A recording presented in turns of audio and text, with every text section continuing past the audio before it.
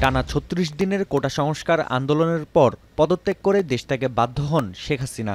সাবেক প্রধানমন্ত্রীর ওপর ক্ষোভ থেকেই রাজপথের পাশাপাশি গণভবন দখলে নেয় সাধারণ জনগণ। অন্যদিকে ৪৯ বছর পর আবারও শেখ হাসিনার আশ্রয় হয় ভারতের রাজধানী নয়াদিল্লিতে। সাবেক প্রধানমন্ত্রীর পদত্যাগের বিষয়টি নিশ্চিত করেন সেনাপ্রধান জেনারেল ওয়াকারুজ্জামান। প্রধানমন্ত্রী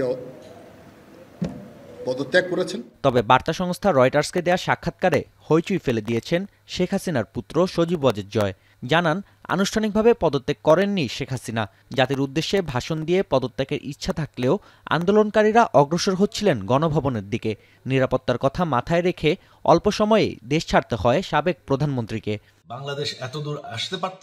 সাক্ষাৎকারে জয় আরও দাবি করেন, প্রধানমন্ত্রীর পদত্যাগ না করা সত্ত্বেও সংসদ ভেঙে দিয়ে অন্তর্বর্তী সরকার তৈরির প্রক্রিয়াটি অসাংবিধানিক। নির্বাচন প্রসঙ্গে প্রধানমন্ত্রীর সাবেক তথ্য প্রযুক্তি বিষয়ক উপদেষ্টা জানান, ত্রয়োদশ জাতীয় সংসদ নির্বাচনে অংশ নেবে আওয়ামী লীগ। তবে নির্বাচনের জন্য অন্তর্বর্তী সরকারকে ৩ মাসের বেশি সময় দিতে নারাজ তিনি।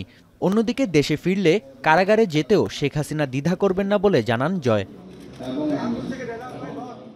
আগের সাক্ষাৎকারগুলোয় সরকার পতনের জন্য বিএনপি ও জামায়াতকে দায়ী করলেও বাংলাদেশে গণতন্ত্র প্রতিষ্ঠায় বিএনপির সঙ্গে কাজ করতে প্রস্তুত বলেও জানান জয়। বলেন, নৌকার ভবিষ্যৎ মাঝি হিসেবে দল চাইলে বিষয়টি বিবেচনা করবেন তিনি। শেখ হাসিনার ভারতে আশ্রয় নেয়ার পর থেকেই তার ও দলের মুখপাত্রের ভূমিকা পালন করছেন সজীব ওয়াজেদ জয়। গেল সপ্তাহে তিনি অভিযোগ করে বলেন, দেশের মানুষের আচরণে হতাশ হয়েছেন শেখ হাসিনা। তাই রাজনীতিতে শেখ পরিবারের কেউ আর ফিরবেন না।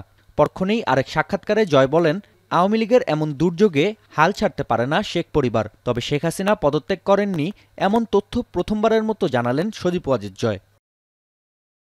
নাফি আরমান মনন, এখন বিশ্ব।